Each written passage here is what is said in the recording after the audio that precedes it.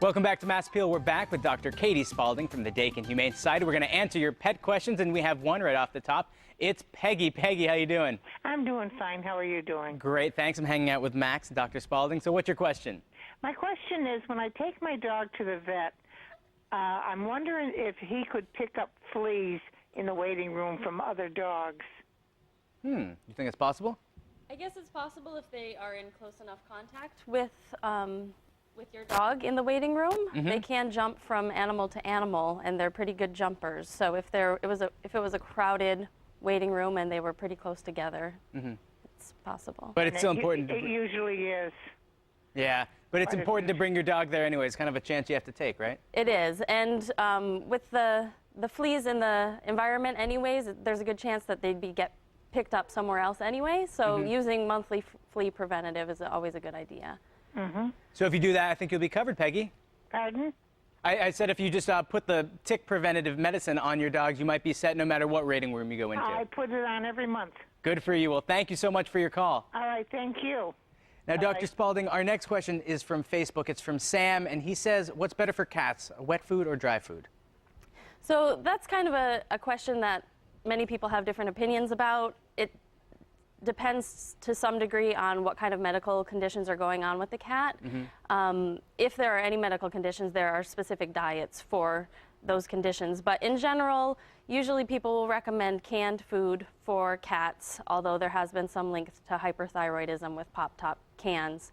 But keeping the moisture content up is a good way to prevent urinary tract issues in some cats, and so canned food tends to be better than dry food. So it's just probably a guess that you can make, and you can always discuss it with your veterinarian. Right, right. Because if your cat is having dental issues, sometimes they recommend dry food to kind of crunch off the tartar that is associated with the teeth. So again, if your cat has medical issues, there are different diets for those things. Well, and if you pick up a cat or a dog at Dakin, you can always ask people like you, because you're very knowledgeable, obviously, as we've seen. Right. So we have another caller on the line. Tom, are you there?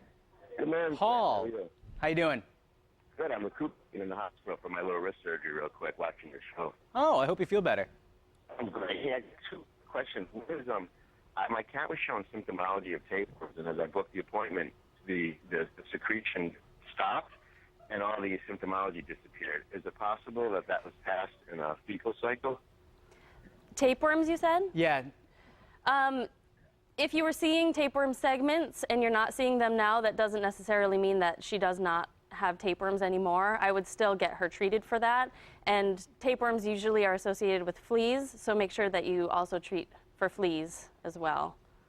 Okay, and the other thing was, when a cat or pet is kissing you, or, are you getting any risk of transfer of germs from cross-contamination, or are you pretty much okay with that? Did he say kissing? Did you say kissing your pet? Well, the pet